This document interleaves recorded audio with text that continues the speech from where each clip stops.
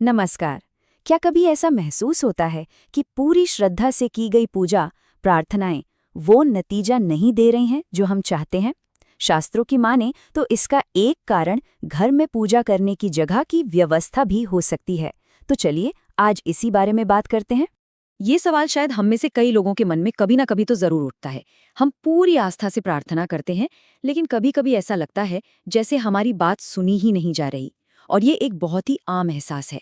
आज हम इसी की जड़ तक पहुंचने की कोशिश करेंगे। और जो लोग भी ऐसा महसूस करते हैं वो अकेले नहीं हैं।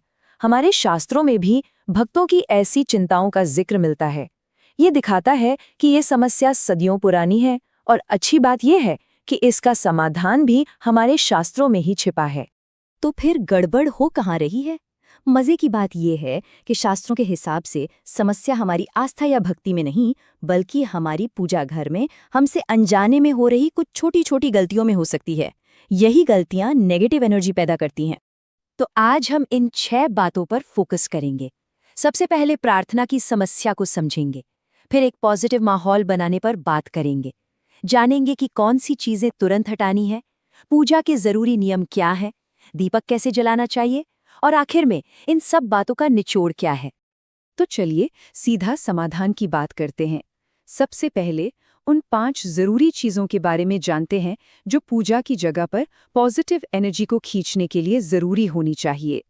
सबसे पहले नंबर पर आता है स्वस्तिक। ये सौभाग्य और समृद्धि का प्रतीक है। इसे रोली यानी लाल कुमकुम के पेस्ट से बनाना सबसे शुभ माना जाता है, क्योंकि ये पॉजिटिव एनर्जी को अपनी तरफ खींचता है। दूसरी चीज है कलश। ये जीवन और संपन्नता का प्रतीक है और इसका पूरा फायदा उठाने के लिए इस पवित्र पात्र को स्वस्तिक के ठीक ऊपर रखना चाहिए। इससे होता यह है कि सकारात्मक ऊर्जा कई गुना बढ़ जाती है। तीसरा है शंख। ये सिर्फ एक सुंदर वस्तु नहीं है, ये समुद्र मंथन से निकले 14 दिव्य रत्नों में से एक है। इसकी पवित्र ध्वनि घर से नेगेटिविटी को दूर करती है और मां लक्ष्मी को आकर्षित करती है। और चौथी चीज है घंटी। अब देखिए, जहां शंख की ध्वनि नेगेटिविटी को दूर भगाती है, वहीं घंटी की मीठी आवाज पॉजिटिव एनर्जी का स्वागत करती है। ये एक तरह से आध्यात्मिक क्लीनर की तरह काम करती है, जो घर में शांति और समृद्धि लाती है।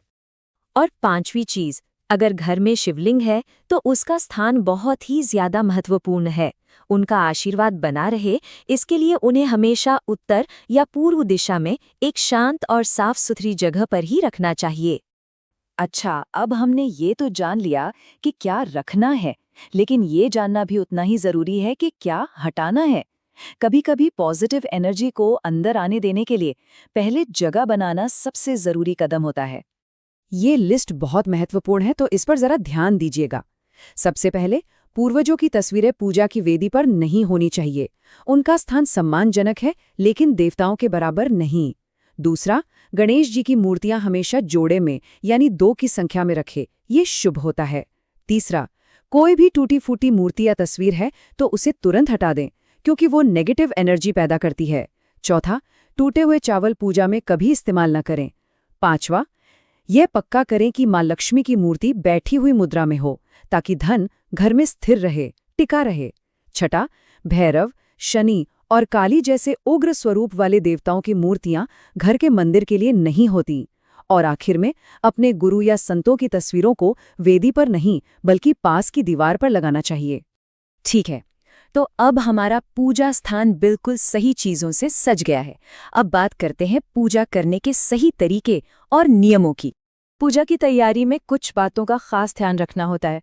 सबसे पहली बात, दिशा बहुत मायने रखती है। हमेशा पूर्व या पश्चिम की ओर चेहरा करके बैठें। अपनी वेदी को घर के किसी शांत कोने में रखें, और हाँ, सीढ़ियों के नीचे तो बिल्कुल नहीं, ये अशुभ माना जाता है। हमेशा याद रखें कि भगवान का आसन आपसे ऊंचा होना चाहिए, ये एक तरह का सम्मान है। और आखिर में, कभी भी नंगी जमीन पर ना बैठें, हमेशा एक साफ आसन या चटाई का इस्तेमाल करें। और ये एक छोटा सा लेकिन बहुत जरूरी नियम है, देवता की वेदी और हमारे बैठने के आसन के बीच कम से कम 10 से 11 इंच की ऊंचाई का फर्क होना ही चाहिए। ये ईश्वर के प्रति हमारी श्रद्धा और सम्मान को दिखाता है। यहाँ कुछ और बातें हैं जिनका ध्यान रखना चाहिए। भगवान को हमेशा ताजे फूल चढ़ाएं। मुरझाए हुए फूल नेगेटिविटी लाते हैं। कोशिश करें कि पूजा की जगह बेडरूम में ना हो, लेकिन अगर कोई और चारा नहीं है तो रात में वेदी पर पर्दा जरूर डाल दें।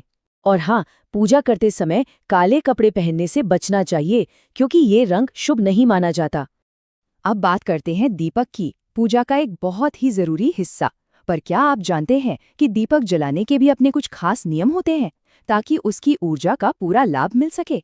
चलिए जानते हैं। घी और तेल के दीपक के लिए नियम अलग अलग हैं। घी का दीपक हमेशा भगवान के बाईं ओर रखना चाहिए और उसमें सफेद रुई की बाती लगानी चाहिए। वहीं तेल का दीपक भगवान के दाईं ओर रखा जाना चाहिए और उसकी बाती लाल धागे यानी मौली से बनी होनी चाहिए। दीपक जलाते वक्त इन 4 बातों का हमेशा ध्यान रखें। पहला, कभी भी टूटा हुआ या चटका हुआ दीपक इस्तेमाल न करें। दूसरा, बाती का मुंह हमेशा पूर्व या उत्तर दिशा में होना चाहिए। तीसरा, दीपक को कभी भी पश्चिम दिशा की ओर मुख करके न रखें। और चौथा, दीपक सिर्फ सुबह और शाम की पूजा के समय ही जलाना चाहिए। तो इन सभी बातों का सार क्या है? हमने जो कुछ भी सीखा, उससे हम अपनी पूजा पाठ को कैसे बेहतर बना सकते हैं? आइए देखते हैं। सबसे बड़ी सीख ये है कि हमारे पूजा स्थान में किए गए छोटे छोटे लेकिन सोच समझकर किए गए बदलाव हमारी आध्यात्मिक जिंदगी पर बहुत बड़ा असर डाल सकते हैं। ये बदलाव नेगेटिव रुकावटों को हटाकर हमारी भक्ति के पॉजिटिव नतीजों को कई गुना बढ़ा सकते हैं। तो अब ये सोचिए कि आज अपने पूजा स्थान में ऐसा कौन सा एक छोटा सा बदलाव किया जा सकता है जिससे घर में और ज्यादा शांति और सकारात्मकता आए। सोचिएगा जरूर और आज ही शुरुआत कीजिएगा।